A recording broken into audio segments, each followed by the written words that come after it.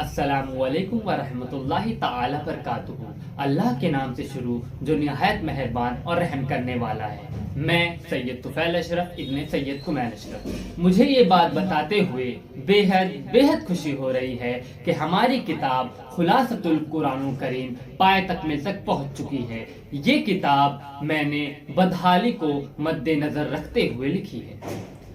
میں نے دیکھا کہ لوگ قرآن سے دور ہو چکے ہیں، مسجدوں سے دور ہو چکے ہیں، فرائض سے دور ہو چکے ہیں، حرام کام کی طرف جا رہے ہیں، حلال کو تو جیسے وہ بھول ہی گئے ہیں۔ تو میں نے یہ کتاب اسی مقصد سے لکھی ہے کہ لوگ قرآن مجید کے مفہوم سے آشنا ہوں اور جو اللہ نے بار بار تاکید کی ہے ہم وہ کام کر سکیں۔ یہ کتاب قرآن الکریم برے کاموں سے روکنے والی کتاب ہے اور اچھے کام کرنے کی تاکید کرنے والی کتاب ہے۔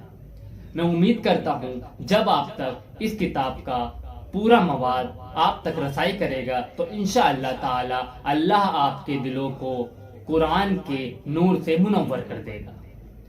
اس کتاب کو جب میں لکھ رہا تھا تو میرے ہاتھ کپ کپا رہے تھے کہ یہ تو اللہ کی کتاب ہے، عظیم کتاب ہے، مقدس کتاب ہے، اگر لکھنے میں مجھ سے غلطی ہو گئی، خطا ہو گئی تو میں کیا کروں؟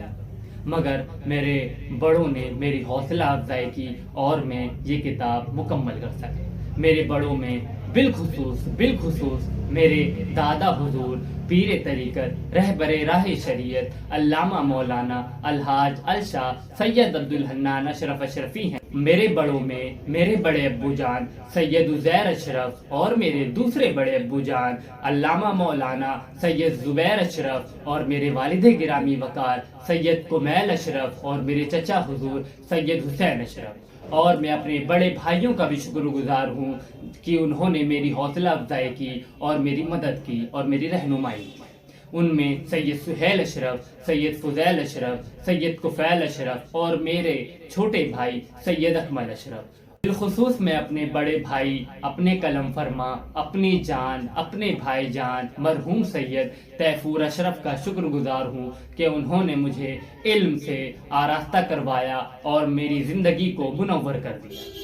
انشاءاللہ تعالی آگے آنے والے دنوں میں اس قرآن جو کہ میں نے خلاصۃ القرآن الکریم لکھا ہے آپ تک پہنچاؤں گا اور امید کرتا ہوں کہ آپ لوگ اس کو سمجھیں گے اور اس پر عمل کریں گے۔